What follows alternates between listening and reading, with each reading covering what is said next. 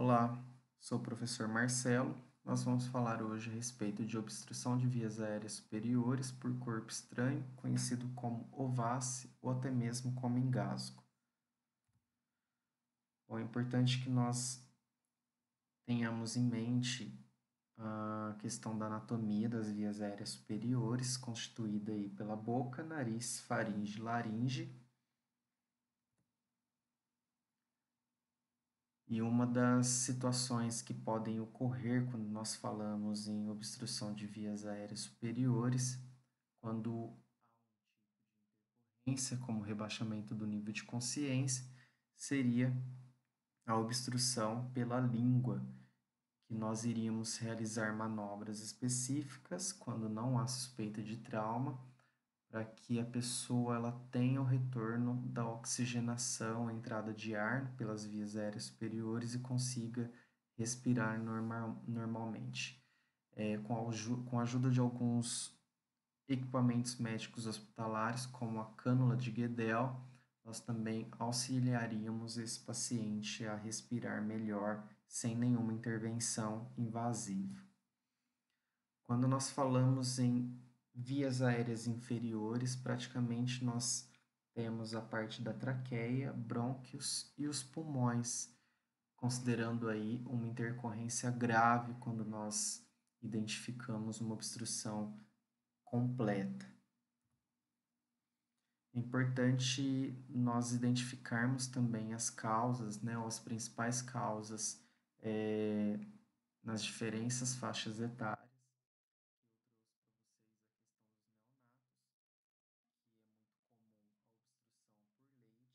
Mesmo a aspiração do alimento, fazendo que com esse bebê, esse neonato, ele tenha algum tipo de intercorrência e, se não for atendido rapidamente, pode ter uma evolução ou um prognóstico ruim.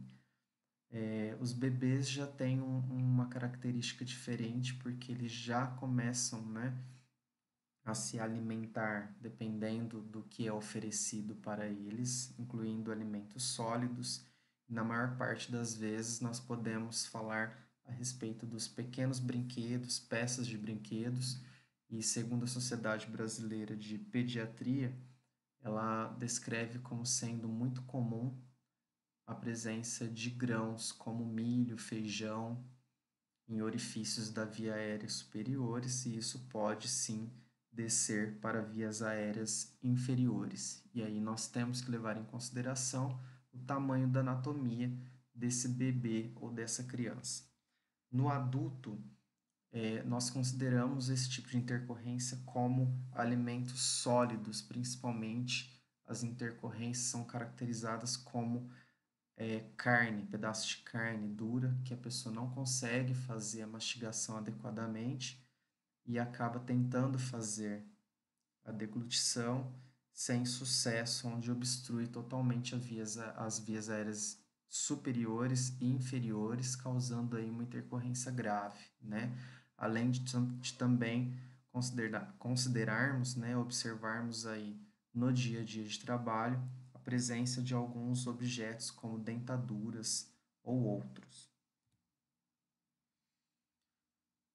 Quando nós falamos em OVAS, né, obstrução de vias aéreas por corpo estranho parcial, essa foto ela exemplifica bastante porque nós temos aqui presença de moeda em uma região das vias aéreas, só que nós temos uma parte que ainda tem uma entrada, né, um fluxo de ar.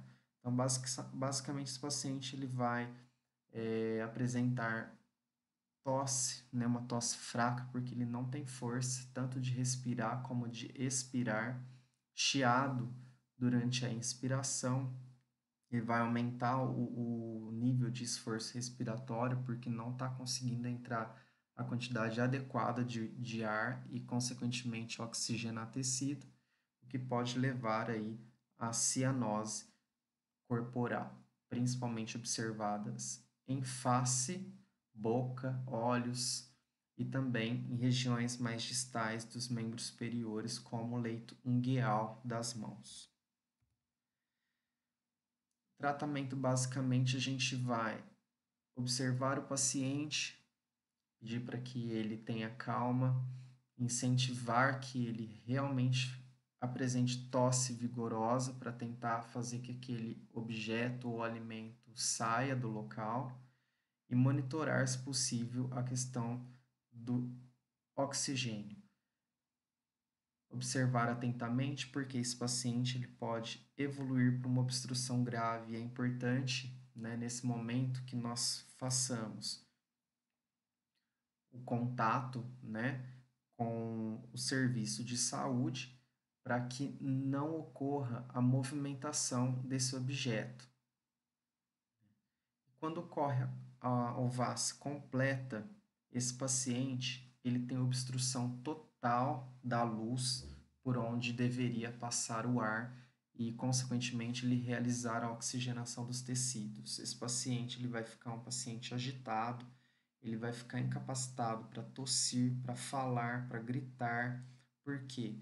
Basicamente, para falar ou gritar, ele precisa que o ar ele saia pelas cordas vocais. Se ele tem uma obstrução de vias aéreas, isso vai ser interrompido. Então, ele não vai conseguir apresentar nenhum tipo de som. Ele vai colocar as mãos próximo do pescoço, né, como se fosse um movimento de retirada, de uma angústia. Ele vai ter ausência de sons respiratórios, batimento de asa nasal, musculatura do pescoço e face contraídas, porque ele tenta respirar, apresentar muita agitação, inquietação e pode evoluir para um estado mais grave, que seria a parada cardiorrespiratória, que é um assunto de uma próxima aula.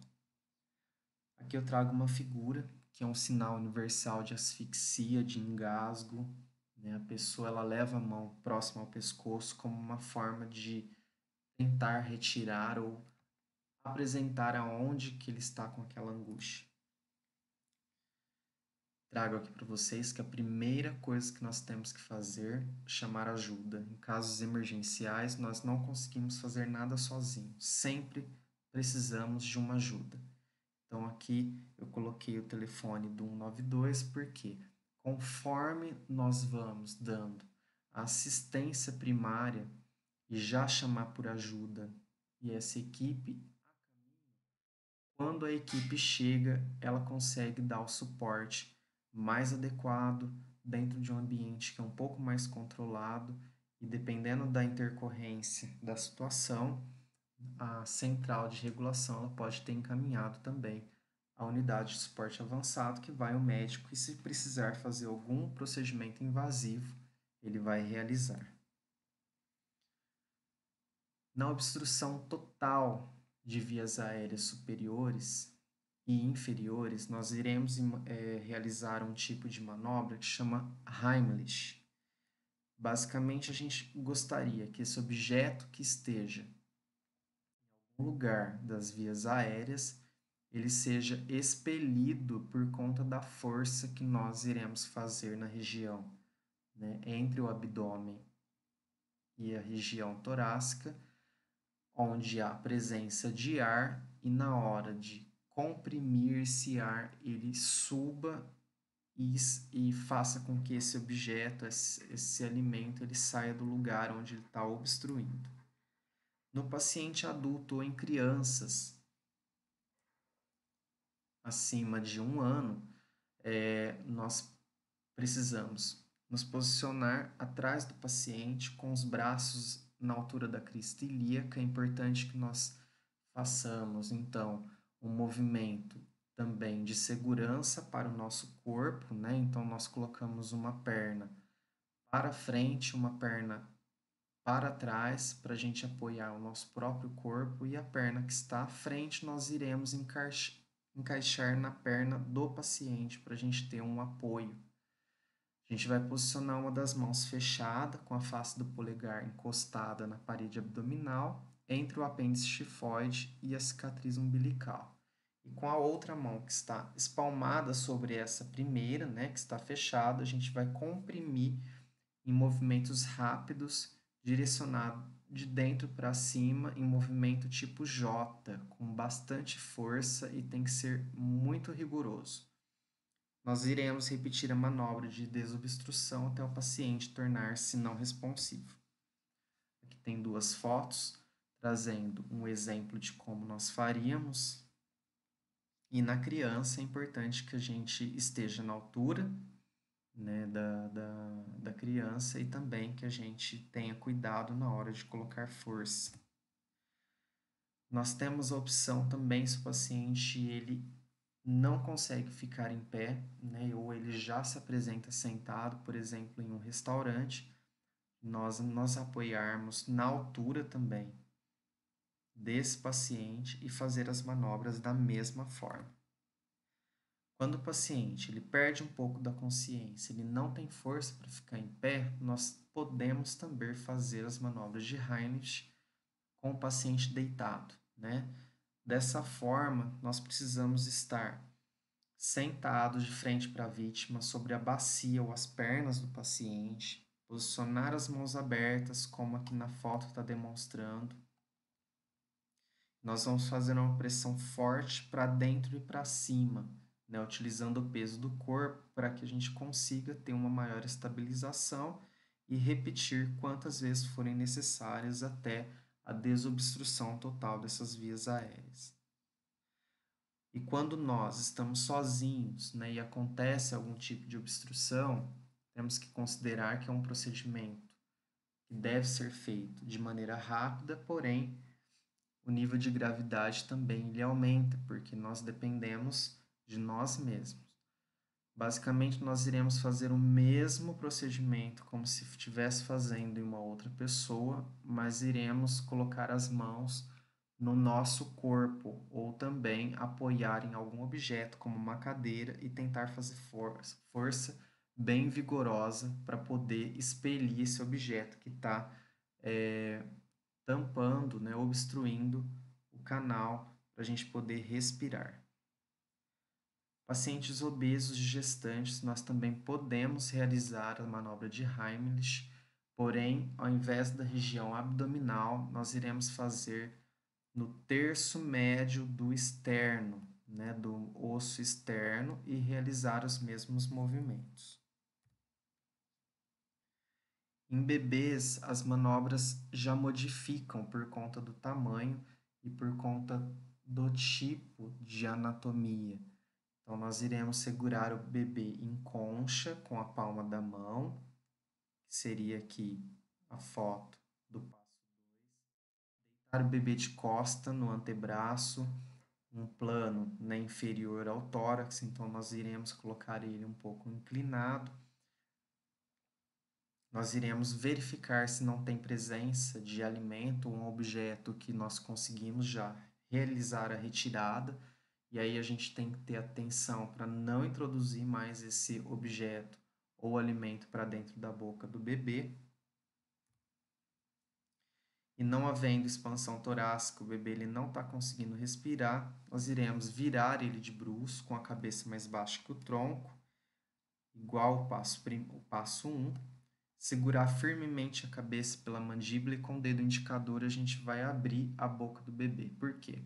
Se, por um acaso, ele conseguir, durante as manobras, fazer com que aquele objeto ou alimento saia, a gente precisa ter uma via aérea aberta para que saia.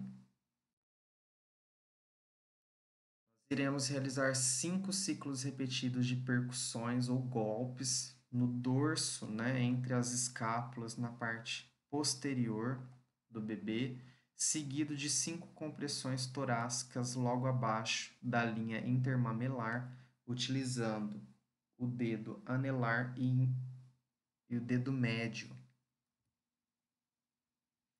Trago para vocês as referências utilizadas nessa aula.